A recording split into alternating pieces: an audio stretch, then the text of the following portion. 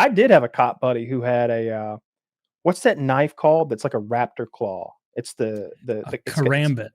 He had a karambit in a like a Kydex holster, like right about where his belly button is, so he could like disembowel someone if he needed to in hand-to-hand combat, I guess. And and he was sometimes a friend, you need to save the day.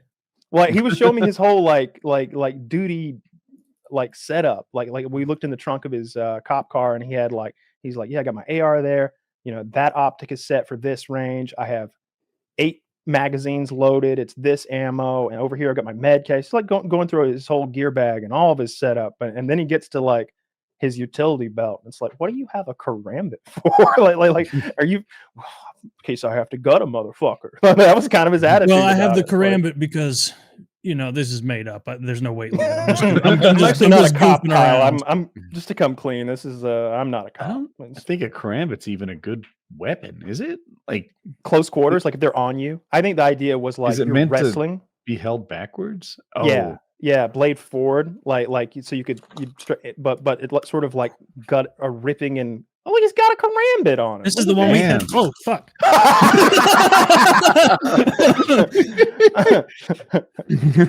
That was I almost needed a little bit of pee there. Save myself. This is the one we got years and years ago. With that. What's the fucking game with? We have that same one. We keep it in the pantry, and Jackie opens the dog food with it. Counter-Strike. Yeah, we had the Counter-Strike. Yeah, we had all those Counter-Strike knives. Long time ago. Do you know about the whole? I think it was Counter-Strike that. Yes. So they stopped. I think they stopped doing skins or something like that. They changed the skin economy in that everybody wanted knives and maybe gloves. I'm a little outside my expertise. And they made it so that there were these like pistols that you could trade 5 of them for knives, simultaneously making those this is like 80% right, making those pistols more valuable and the knives less valuable.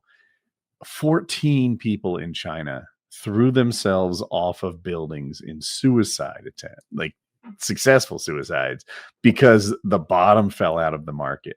They were just convinced that it would be so much easier. And then like 2 weeks later, it completely recovered. Oh, it recovered? Yeah, that's what my friends tell me who are like in that market.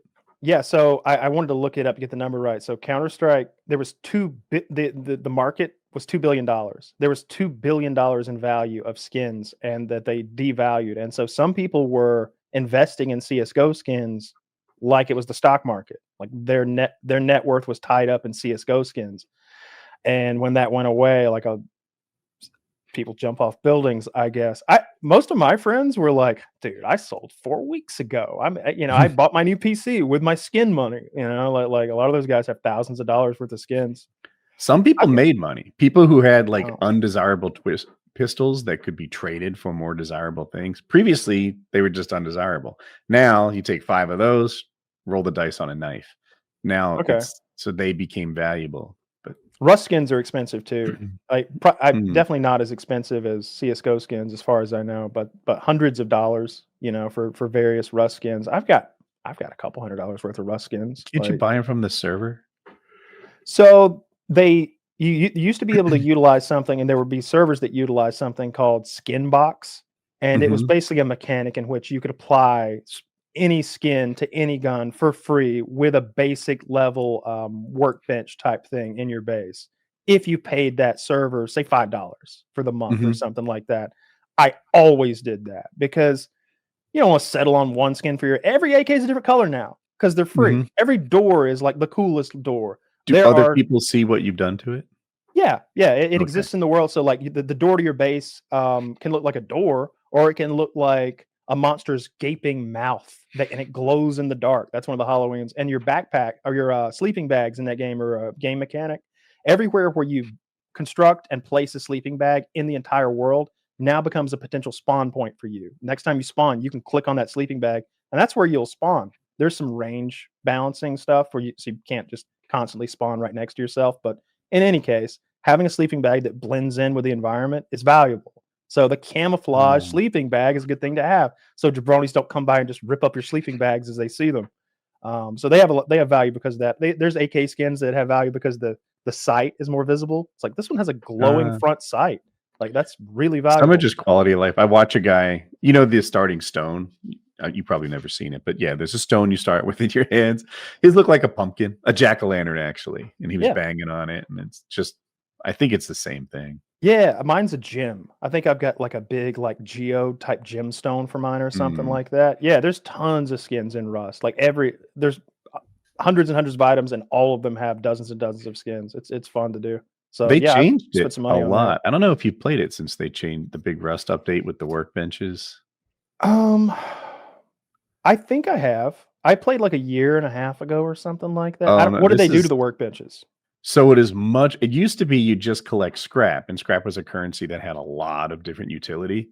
And now to upgrade your workbench to level 2, I think you need to get 5 blueprints, and blueprints only spawn in these highly competitive areas. You need key cards to get in, or perhaps murder someone who just got out. And it's a whole different experience to upgrade but what it does, the effect it has on the game is the early game lasts much longer. It used to be you could grind for a good 8-12 hours, and by the end of that day, you might have some quality guns. Yeah. No longer. People are playing with like bows at the end of that day. Interesting. Okay. Yeah, I guess I like that. I've always liked the YouTuber blueprint liked it a system lot. in that game. Yeah, because the alternative is what you said. It's just hitting barrels or going out in a boat into the ocean and farming scrap as fast as you can, sort of in isolation, avoiding PvP, avoiding contact. Just get that scrap as soon as you can, so you can get your workbench up, so you can get your AKs and semi-autos and whatever you want, MP5s, whatever, or explosives more likely. But that makes sense to lock that stuff at places like Oil Rig or Airfield or something like that. Make you do the monuments. Anything that pushes people to monuments is good gameplay for that game.